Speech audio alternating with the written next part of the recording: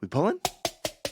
What's up? I'm Jimfro, and here's what we know so far about Queen Ansurek, the last boss of Nerub-ar Palace. There's no actual footage of the boss since it wasn't tested, so this is really just our best educated guess based on the dungeon journal. But we'll update this guide once the boss is killed on Heroic and we see what the best strategy is. Also, big thank you to the sponsor of this video, Wowhead, and their brand new raid cheat sheets, which we'll tell you more about right after the boss. Just to give a quick little overview, there's 3 phases and an intermission after phase 1. You start the fight with the boss on this lower platform and then the intermission with the boss here as well. But then in phase 2, you split the raid and climb these platforms on the side while fighting a bunch of ads, finally getting to this platform at the top where you'll fight the boss again in phase 3. Our guess is that it's better to save Bloodlust for the last phase, but if phase 1 ends on a timer and not at a certain health percent, there's a chance it could be better to lust on pull. Alright, so kicking off phase 1. When a few players get a short dot on them called reactive toxin, they should all move towards the same edge of the platform and spread out a little bit, because the dot does AoE damage in a little circle and drops a bomb on the ground when it expires. Then when the boss spawns an expanding ring on the ground, everyone should split up between each bomb and wait in its circle until the ring gets close to it, and then have a player touch each bomb to detonate it and launch everyone in the circle up into the air,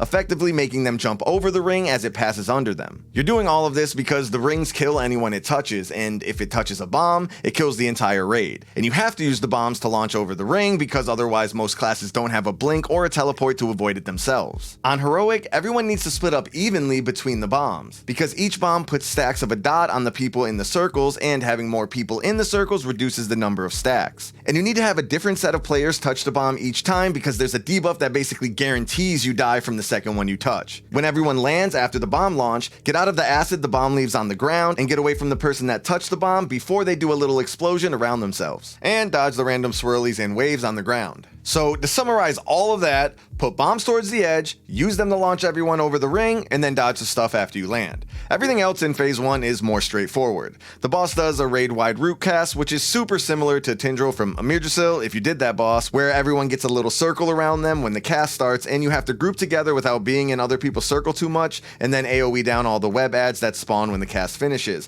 in order to free everyone from their roots. Classes that can free themselves or others from the roots are going to be real useful, just like on Tindril. On Heroic, the roots also leave webs on the ground that do big damage to anyone in them, so you have to get out of those quickly, and you'll probably have to rotate around the room a bit to get away from the webs. The tanks have a couple of different casts to worry about. Liquefy does big mixed damage and applies a heavy dot for a while that drastically increases physical damage taken, so tanks need a taunt swap right after. This also spawns a big pool of acid underneath the boss and throws acid on the ground near random players, so the tank will probably need to pre-position the boss toward the outside of the room to bait the big pool, while everyone else baits the acid swirlies toward the outside as well. Right after Liquefy, she casts Feast, which does big physical damage and applies a huge heal absorb, which the healers need to blast through because the tank has to keep tanking while the absorb is still up. On Heroic, the heal absorb scales with how much damage the initial hit did, so the tank definitely needs to use a big cooldown for every feast. After a certain amount of time, which we don't know yet, the boss starts the intermission where she gets a massive absorb shield and applies a long dot to the whole raid. Every once in a while, she pulls everyone towards her and one-shots anyone that gets too close, so you have to run away before that cast and probably use movement cooldowns or a warlock gate to avoid getting one-shot. She also applies stacks of a slow to the raid over time, which makes it harder and harder to survive every pull-in. And every time another slow stack goes out, everyone has to dodge some waves on the ground because they do big damage and give you yet another slow stack. On Heroic, there's an extra bit of challenge where the dot everyone has actually pulses in a little circle around every player, so everyone also has to try to stay a little spread out the whole time.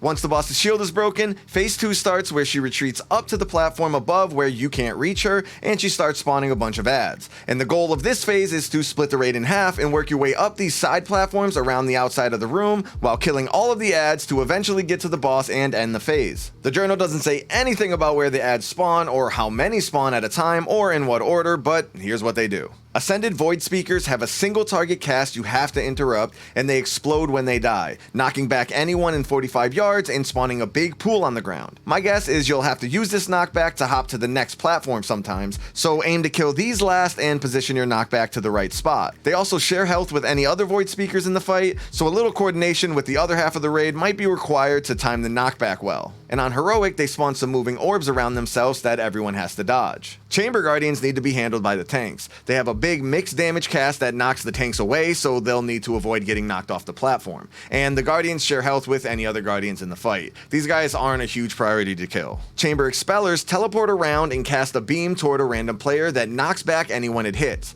Everyone should dodge this, of course, but if it's not dodgeable by the person it's aimed at, they'll have to move to a spot where they don't get knocked off the platform. These guys also share health with other Expellers in the fight. Caustic Skitterers are just little ads that tanks need to get aggro on while everyone cleaves them down. And finally, Devoted Worshippers have a huge absorb shield instead of health, and they make the boss immune to damage, but more importantly, they have a super long cast that wipes the raid if they finish it, so they need to be nuked down super quick. They also frequently put a dot debuff on random players, which the healers can just dispel freely, but on Heroic, it explodes on the raid when it expires, so healers may need to stagger the dispels to be able to heal up between each explosion. Alright, so that's all the ads, but the boss is also being kinda annoying in this phase. Every once in a while she does the raid-wide pull from phase 1, so everyone would need to move toward the opposite side of the platform from her to avoid getting pulled off the platform. And she also has a super long cast that wipes the raid if she finishes it, which is the enrage timer for the phase, so you have to get to her platform quickly to stop it. And that finally starts phase 3, where you fight the boss again after she gets all voidy and stuff. The main mechanic of this phase is pretty similar to Artificer Zymox back in Sepulchre. A short debuff goes out on a couple players, which drops a portal on the ground when it expires, so those players need to place those portals apart from each other so everyone can use them to teleport through a collapsing ring that the boss spawns later on. However, this is further complicated by some ads that spawn which have to be killed quickly before the ring spawns, or else the boss wipes the raid. The ads have a huge shield that makes them immune to interrupts, and they spam a ramping raid-wide damage cast, so the shield needs to be broken quickly, and then they have to be interrupted until they die, which means you might have to split the raid if more than one of them spawns at a time. On Heroic, the ads drop an essence on the ground when they die, and someone has to pick it up or else the ring will touch the essence and wipe the raid. After picking it up, they then have to go through one of the portals to dodge the ring, but the essence gets consumed by the portal and destroys the portal, so they might have to be the last ones to go through after everyone else. And you also have to have a different player pick the essence up every time because it gives you a debuff that basically guarantees you die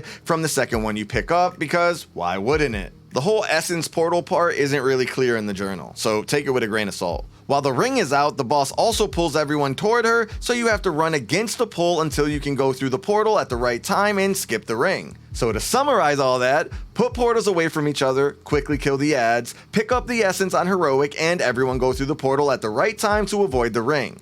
When the portals are destroyed, they also leave a big pool on the ground, which means you'll have to rotate around the room each time, eventually running out of room. And on Heroic, everyone has to spread out a little bit after they go through the portal, because it makes them do a little 3-yard explosion shortly after. But that ain't it in phase 3. This next mechanic is a huge question mark because the way the journal is written is super vague, but here we go. The boss puts marks on random players, and they have to get far away from the raid and each other before a big web spike hits them and does fall off damage to the raid. That part's pretty clear, and that's all that happens on normal. But on Heroic, these spikes form royal shackles which connect players, apply a ramping dot and slow, and then stun anyone they touch until they're destroyed. There's no telling how this is actually going to look and work, but either way, somehow avoiding the shackles while also killing them quickly is going to be important. Finally, we have the 2 tank mechanics of the phase. First is Infest, which does big mixed damage to the tank and gives them a short dot that explodes in a big circle when it expires, spawning a bunch of little spider ads that run toward the boss and do massive raid damage if they reach her and give her a damage buff. So the tanks have to taunt swap after this cast, and the debuff tank has to run away from the boss,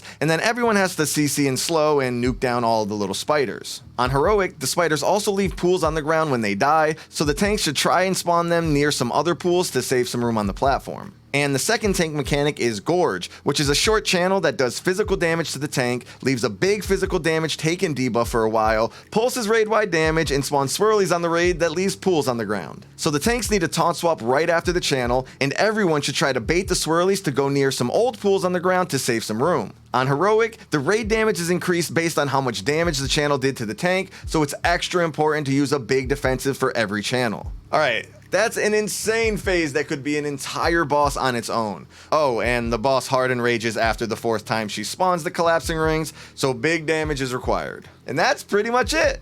For our recaps this tier, we're excited to introduce the new Wowhead cheat sheets, a quick and easy way to get all of the key info for every boss in Nerub-ar Palace, including concise strategies, key assignments, and any pro tips you might need. So check out the cheat sheet link in the description. And thanks again to our supporters on Patreon. We've got a ton of Patreon exclusive content coming this tier, like extended heroic guides, mythic guides, and a bunch more. So check out the links below. Peace.